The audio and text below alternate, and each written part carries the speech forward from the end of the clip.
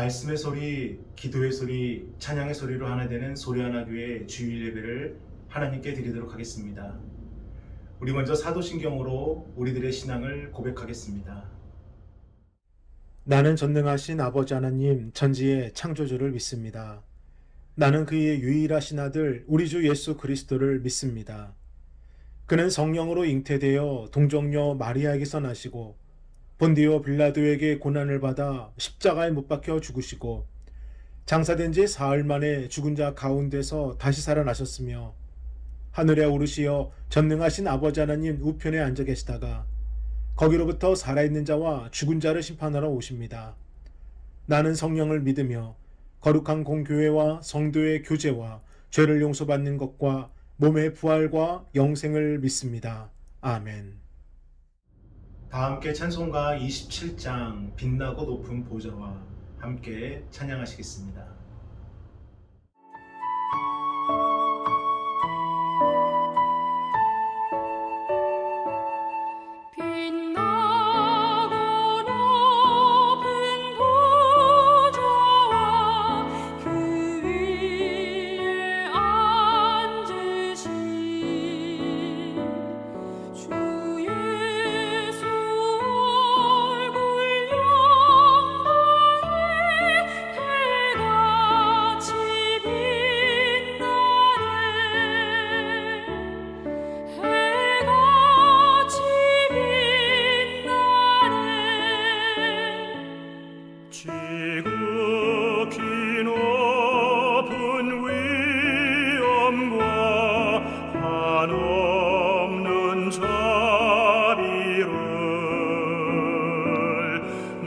천사 소리하여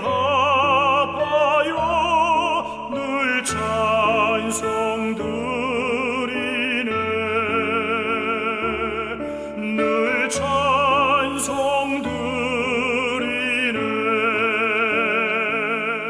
영축을 나를 살리려 그 영광 떠나서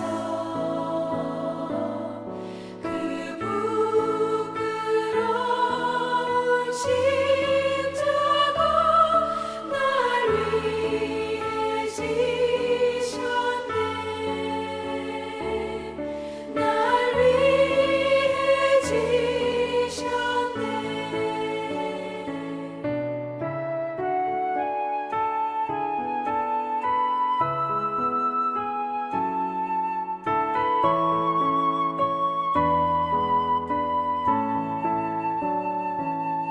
나 이제 생명 있음은 주님의 은혜요 저 사망 권세 이기니 큰 기쁨 넘치네 큰 기쁨 넘치네 주님의 보좌 있는데 전한 몸 이르러 그 영광 몸속에 올 때 내 기쁨 넘치리 내 기쁨 넘치리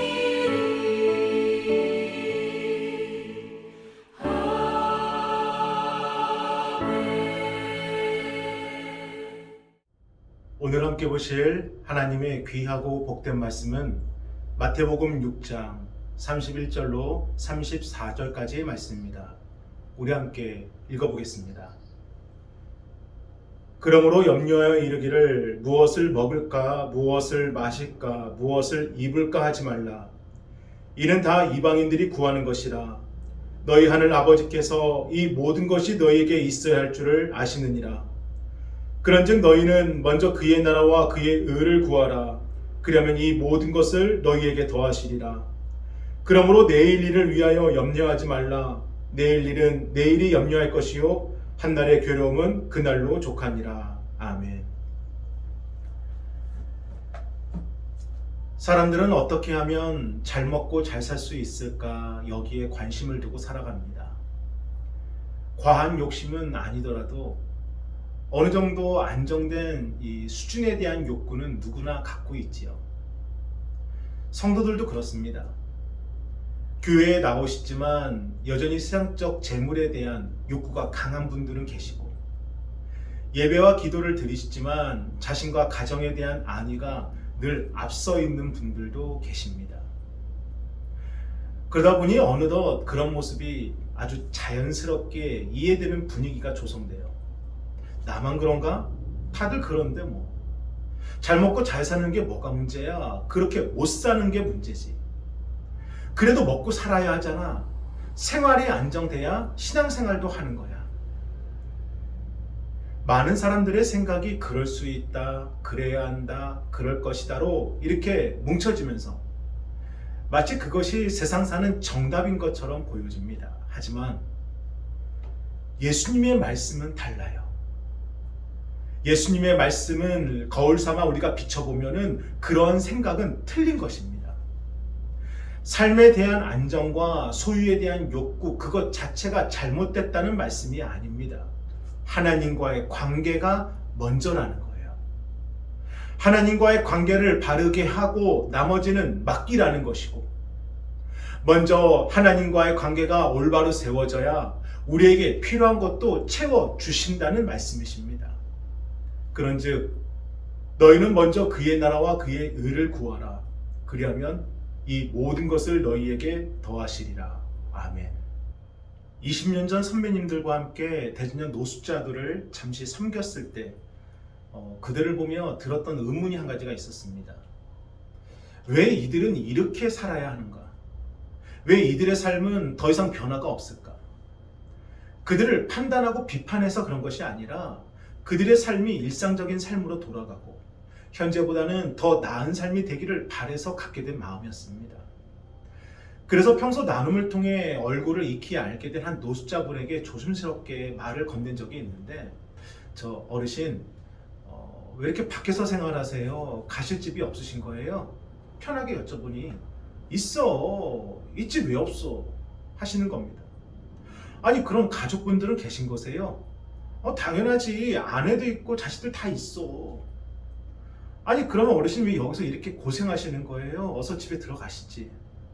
집에 가면 뭐 하는데? 자식 걱정, 돈 걱정, 먹고 살 걱정 해야 되는데 난 이게 좋아. 그리고 지금 들어가면 누가 좋아하나? 다들 싫어하지. 차라리 이렇게 쭉 사는 게 서로에게 좋은 거야. 가정과 삶에 대한 염려를 온전히 해결하지 못한 그가 선택한 것은 차가운 길거리였고, 여전히 염려에 매여 있는 그는 더 이상의 희망도 소망도 없이 자신 스스로를 이 창살 없는 감옥에 가두어 버렸습니다. 만약 그분이 길거리가 아닌 예수님을 선택했다면 어찌 되었을까요? 염려하는 마음을 예수님께 맡겼다면 어땠을까요? 분명한 것은 지금과는 전혀 다른 삶을 분명히 사셨을 것입니다. 우리 오늘 본문 마태복음 6장 31절로 33절까지 우리 다시 한 번 더 천천히 읽어보겠습니다. 그러므로 염려하여 이르기를 무엇을 먹을까, 무엇을 마실까, 무엇을 입을까 하지 말라. 이는 다 이방인들이 구하는 것이라. 너희 하늘 아버지께서 이 모든 것이 너희에게 있어야 할 줄을 아시느니라. 그런즉 너희는 먼저 그의 나라와 그의 의를 구하라. 그리하면 이 모든 것을 너희에게 더하시리라. 아멘. 무엇을 먹을까, 무엇을 마실까, 무엇을 입을까 하지 마라. 염려하지 말라. 너희 하늘 아버지께서 이 모든 것이 너희에게 있어야 할 줄을 알고 계시느니라. 그러니 너희는 먼저 그의 나라와 그의 의를 구하면 그 모든 것은 다 너희에게 더하실 것이다. 하나님께서 우리의 특별한 상황을 모르셔서 하시는 말씀이 아닙니다. 모든 영광을 혼자 독차지하시려고 하시는 것은 더더욱 아닙니다. 우리를 살리시려는 거예요. 하나님과의 관계 외에 다른 모든 것에는 결코 만족함이란 있을 수가 없습니다. 만족함이 없다는 것은 무엇입니까? 염려할 수밖에 없다는 거예요. 그리고 그 염려를 해결하지 못하면 그 삶은 매일매일이 좌절과 불안 속에 머물게 됩니다. 심지어 나 혼자만 그러는 게 아니라 곁에 있는 아내와 남편과 자녀들까지도 헤어날 수 없는 그 삶으로 그냥 내가 밀어 넣어버리는 거예요. 염려가 나뿐만 아니라 우리 가정을 너무 힘들게 만들어 버립니다. 하지만 염려보다 더 큰 것을 보면, 염려보다 더 힘이 있고 강한 것을 보게 되면 어찌 될까요? 하나님께 집중하고 하나님과의 관계를 맺는 만큼 염려는 작아지는 것입니다. 우리의 삶의 최대 관심과 최우선의 우선순위가 주님이 되면은요, 염려는 우리의 삶에서 힘을 쓰지를 못하는 겁니다. 그래서 우리를 살리시고자 하나님과의 관계를 첫 번째로 두고 다른 모든 것은 그 다음에 두라고 말씀하시는 겁니다. 그러면 어떻게 하면 될까요? 예수님께서 가르쳐 주신 그 말씀이 우리들의 삶에 실현될 수 있도록 하려면 우리는 어떻게 하면 될까요? 내 안에 진실한 변화가 그저 말만 되는 것이 아니라 진실로 변화가 일어나기 위해서는 어찌하면 될까요? 우리는 그 해답을 창세기에 등장하는 아브라함의 조카 롯을 통해 찾아보려고 합니다. 더 정확하게 말씀드리면은 롯에게 부어주시는 하나님의 은혜와 섭리와 사랑을 통해 우리가 그 길을 찾아보자는 것입니다. 먼저 롯은 어떤 인물일까요? 그는 아브라함을 따라 갈 바를 모르는 그 길을 동행하였고, 아브라함과 제단을 쌓고 여호와 하나님의 이름을 불렀던 분명 믿음의 사람이었습니다. 그러면서 또한 무엇인가를 놓고서 이 이해관계를 따질 때는 전혀 신앙이 없는 사람처럼 판단했고요. 자신의 이득 앞에서는 자신에게 은혜를 베풀어준 삼촌 아브라함조차도 나몰라냈던 인물이 바로 롯이었던 사람입니다. 그런 롯이 살던 소돔 땅에 이 죄악이 만연하게 되면서 하나님은 소돔과 고모라 땅에 심판을 내리시게 되는데, 그때 하나님께서 롯에게 자비를 베푸십니다. 우리 창세기 19장 16절로 17절을 함께 읽어보겠습니다. 그러나 롯이 지체함에 그 사람들이 롯의 손과 그 아내의 손과 두 딸의 손을 잡아 인도하여 성 밖에 두니 여호와께서 그에게 자비를 더하심이었더라. 그 사람들이 그들을 밖으로 이끌어낸 후에 이르되 도망하여 생명을 보존하라. 돌아보거나 들에 머물지 말고 산으로 도망하여 멸망함을 면하라. 아멘. 여호와께서 그에게 자비를 더하심이었더라. 생명을 보존하라. 멸망함을 면하라. 종전에 말씀드린 대로 롯은 분명 신앙인이지만 동시에 세상적이고 계산적인 사람입니다. 이 죄악이 가득한 소돔 땅을 택한 것도 인간적인 그의 계산 때문이었고, 그런 그의 세상적인 판단과 결정이 결국 심판의 물결에 자신을 집어삼키게 만든 원인이 된 것입니다. 그런 대체 그가 뭘 잘했다고 여호와께서 그에게 자비를 더하셨을까요? 온전치 못한 믿음으로 세상에 빠져 살았던 그였는데 왜 주님은 그에게 자비를 더하셨을까요? 변화라는 것입니다. 바뀌어지라는 것입니다. 새 사람이 되어서 새로운 인생을 살라는 것입니다. 하나님은 소돔과 고모라 땅의 백성들에게도 돌아설 수 있는 기회를 주셨었고, 지금 롯에게도 변화될 수 있는 기회를 주시는 것입니다. 롯아, 생명을 보존하라. 롯아, 멸망함을 면하라. 사랑하는 여러분, 지금 롯에게 주어진 또 한 번의 기회, 롯을 향한 하나님의 자비하심을 통해 우리를 향한 하나님의 메시지를 들으시기를 소망합니다. 사랑하는 아들아, 변화되어라. 바뀌어져라. 사랑하는 딸아, 새 사람이 되어 이제부터는 새로운 인생을 살아야 한단다. 어느덧 세속화된 우리의 신앙, 이해관계에 따라서 판단이 앞서는 신앙, 복음주의는 잃어버리고 실용주의의 마인드로 바라보는 우리의 신앙, 하나님께서는 세상적인 그 신앙을 깨뜨리고 우리 안에 진실한 변화가 일어나야 된다는 것을 말씀하시는 겁니다. 주신 은혜에 감격하여 눈물 짓던 그 첫사랑이 다시 회복되어야 된다는 것을 말씀하시는 것이고, 복음으로 돌아가서 온전히 하나님의 기대에 부응하는 그 신앙이 되라 말씀하시는 것입니다. 그러므로 주님의 말씀에 진지하게 반응하시기를 바랍니다. 주님의 말씀에 진지하게 반응할 때 변화가 시작되는 것입니다.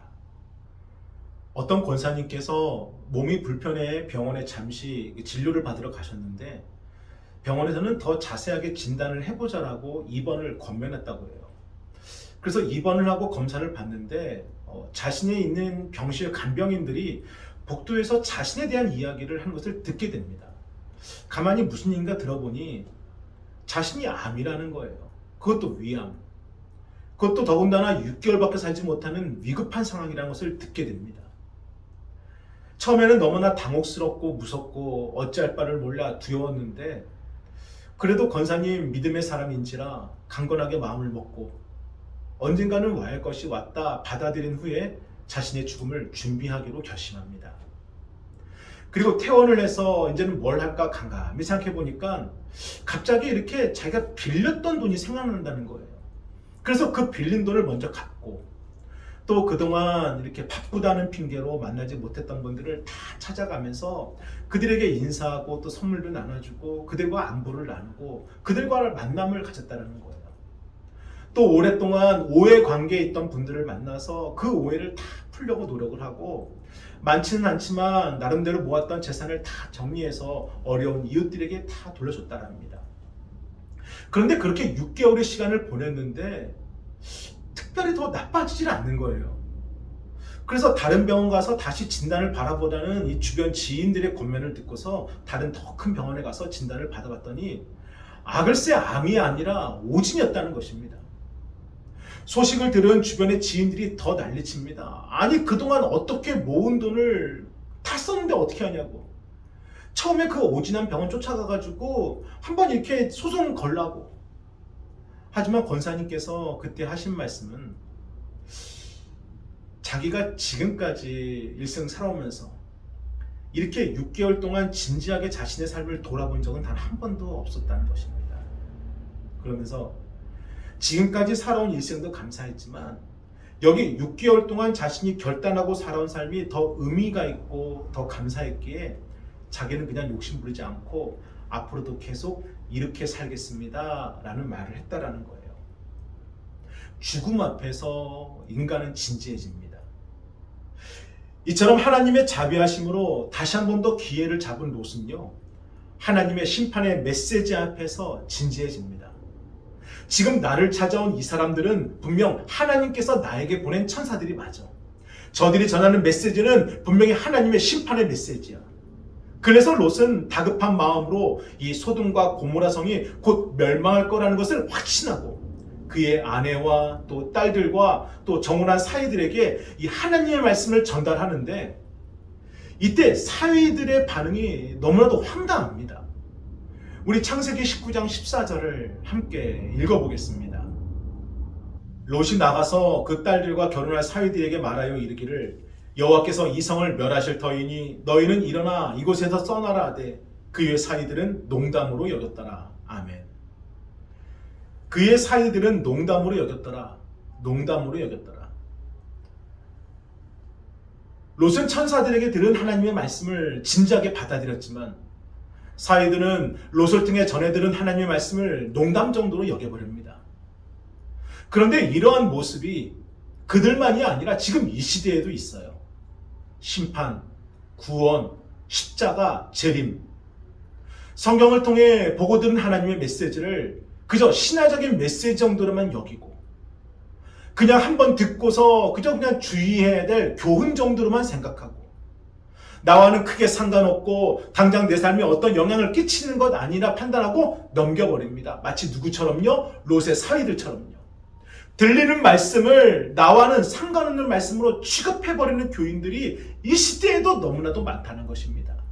물론 롯이 하나님의 말씀을 전달하는 그 전달 과정에 있어서 문제가 있을 수도 있었고, 평소 롯의 행실을 보았을 때 사위들에게 무시당한 것은 아닌가라는 생각도 할 수 있습니다. 그러나 중요한 것은 받아들이는 사람의 진지성입니다.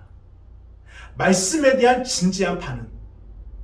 어떤 설교자가 어떻게 말씀을 전한다 하더라도 그 메시지를 하나님의 말씀으로 받아들인다면, 말씀을 전하는 사람을 보는 것이 아니라 그를 들어서 쓰시는 성령님을 바라본다면, 그래서 보게 하신 말씀, 듣게 하신 말씀, 마음에 담게 하신 말씀을 우리가 진지하게 받아들이면 그때 변화가 시작되는 것입니다. 사랑하는 여러분, 우리를 아시기 때문에 말씀을 보게 하시는 겁니다. 우리를 사랑하시기 때문에 말씀을 듣게 하시는 거고요. 우리를 살리시려고 이 말씀을 이 마음에 담게 하시는 겁니다. 그러므로 하나님의 말씀은 무조건 진지하게 받아들이시기를 바랍니다. 세상의 소리, 사람들의 소리는 한 귀로 듣고 버릴 것은 다 버려야 되지만 하나님의 말씀만큼은 진지하게 들으시고 진지하게 마음에 새기셔야 하는 것입니다. 그래야 내 삶과 신앙의 변화가 그때 일어납니다. 그리고 그 변화가 내 안에 염려를 내려놓게 만들고 하나님의 뜻을 따라가게 만드는 것입니다. 두 번째는 주님의 강권하심이 은혜임을 믿을 때 변화가 시작됩니다. 우리 창세기 19장 15절을 함께 읽어보겠습니다. 동틀 때에 천사가 롯을 재촉하여 이르되 일어나 여기 있는 내 아들과 두 딸을 이끌어내라. 이 성의 죄악 중에 함께 멸망할까 하노라. 아멘. 천사가 롯을 재촉하여 내 아내와 두 딸을 이끌어내라. 롯을 재촉하여 이르되 이끌어내라. 심판이 임하기 전에 떠나라는 것이고 더 늦기 전에 결단하라는 것으로 하나님께서는 롯과 그의 가족들이 멸망당하지 않도록 어서 움직이라 강권적으로 말씀하십니다. 그런데 롯이 지체를 해요. 머뭇하면서 결단 내리지 못합니다. 이에 하나님께서는 이번에는 롯과 그의 가족들을 강권적으로 이끄십니다. 그것이 창세기 19장 16절로 17절입니다. 우리 함께 읽어보겠습니다. 그러나 롯이 지체함에 그 사람들이 롯의 손과 그 아내의 손과 두 딸의 손을 잡아 인도하여 성 밖에 두니 여호와께서 그에게 자비를 더하심이었더라. 그 사람들이 그들을 밖으로 이끌어낸 후에 이르되 도망하여 생명을 보존하라. 돌아보거나 들에 머물지 말고 산으로 도망하여 멸망함을 면하라. 아멘. 손을 잡아 인도하여 성 밖에 두신 여호와, 그들을 밖으로 이끌어내신 여호와, 도망하여 생명을 보존하라 강권적으로 말씀하신 하나님께서 이번에는 지체하는 롯과 그의 가족들을 강권적으로 성 밖으로 이끌어내십니다. 사랑하는 여러분, 저와 여러분도 이와 똑같습니다. 하나님의 강권하심 때문에 여기까지 우리가 온 것입니다. 쇠심줄보다 더 고집스러운 내 고집을 꺾어주시고 주체하지 못하는 내 혈기를 눌러주시고 우유부단한 내 성격을 강권적으로 만져주셔서 여기까지 우리가 올 수 있도록 이끌어 주신 겁니다. 이뿐만이 아니에요. 물질 때문에 망설이는 우리를, 세상적인 염려 때문에 지체하는 우리를, 결단하지 못해서 머뭇하는 우리를 강권적으로 잡아주셔서 여기까지 인도해 주신 겁니다. 이 땅에서 하나님 아니시면 누가 우리에게 회개하라 말씀하겠습니까? 하나님이 아니시면 누가 우리에게 바뀌어야 된다고 말씀하시겠고, 하나님이 아니시면 누가 우리의 생명과 구원에 관심을 가져주겠습니까? 그래서 회개할 수 있도록 강권적으로 우리를 들어서 이 십자가 앞에 무릎 꿇게 하시는 것이고, 결단할 수 있도록 강권적으로 우리를 이끄시어 광야에 머물게 하시는 것이고, 변화되도록 강권적으로 우리를 안아주셔서 주님의 품이 좋다라는 것을 깨닫게 하시는 겁니다. 그러므로 이것이 은혜입니다. 주님의 강권하심이 사랑입니다. 이 사실을 믿을 때 변화가 시작돼요. 주님의 강권하심이 은혜이고 사랑임을 믿을 때 염려를 내려놓는 변화가 시작되는 겁니다. 그래서 세 번째는 뭐냐? 주님의 은혜에 지체 없이 응답할 때 변화가 시작되는 것입니다. 인생을 살아가면서 중요한 결정을 할 때 서두를 필요는 없습니다. 심사숙고하고 합리적이고 이성적으로 판단을 해야지요. 그러나 우리가 결코 늦추어서는 안 될 일, 신속히 결정을 해야 될 가장 중요한 일이 있습니다. 그것은 영적인 일입니다. 지금 회개할까 다음에 할까? 회개의 결정. 지금 예수님을 믿을까 다음에 믿을까? 구원의 결정. 영적인 결단은 결단코 늦춰져서는 안 되는 것이고 절대로 미루어져서는 안 되는 것입니다. 우리 야고보서 4장 14절을 함께 읽어보겠습니다. 내일 일을 너희가 알지 못하는도다. 너희 생명이 무엇이냐? 너희는 잠깐 보이다가 없어지는 안개니라. 아멘. 내일 일을 너희가 알지 못하는도다. 내일 일을 너희가 알지 못하는도다. 사랑하는 여러분,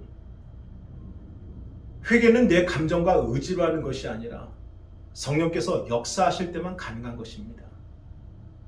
그래서 회개하게 하시는 것은 하나님의 은혜인 것이고 성령께서는 그 회개의 때를 주십니다. 그때가 언제일까요?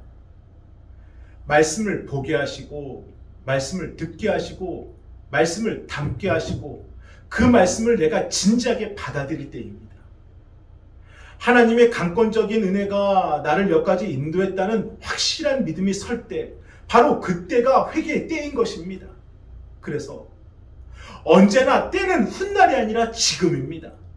내일이나 모레가 아니라 바로 지금 이 순간 하나님의 그 말씀이 내 귀에 들리는 바로 지금이 회개의 때인 것입니다. 그러므로 믿음의 영적인 논리를 머리로 이해하지 마시고 행함으로 결단하시기를 바랍니다.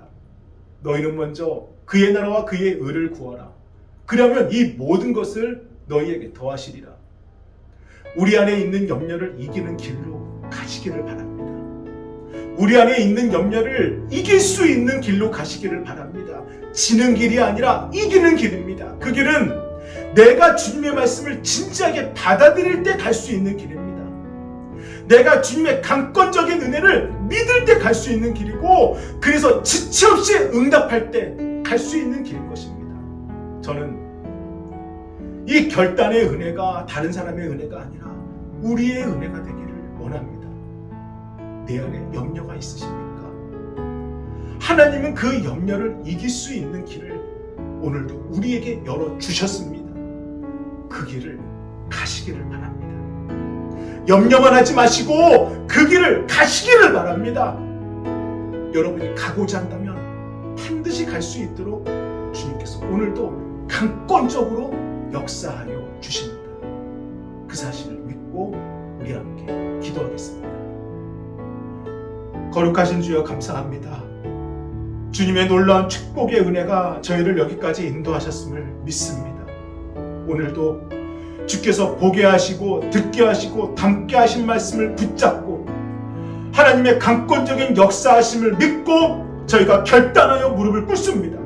이 시간 주 앞에 무릎 꿇어 기도하는 권속들의 그 염려를 거두어 주시고 그들이 이길 수 있는 길, 이겨야 하는 길, 그 길로만 갈 수 있도록 인도하여 주옵소서.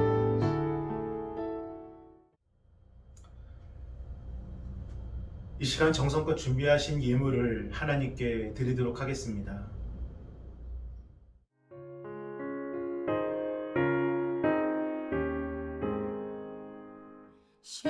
십자가를 질 수 있나 주가 물어보실 때 죽기까지 따르오리. 성도 대답하였다.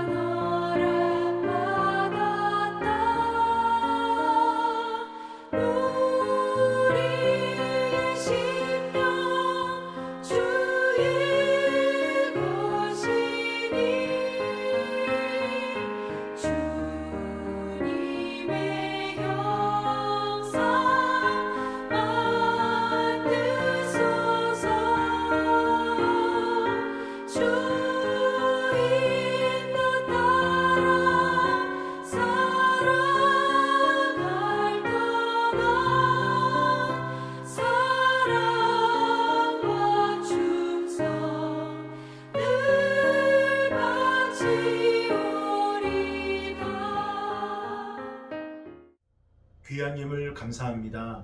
축도로 예배를 마치겠습니다.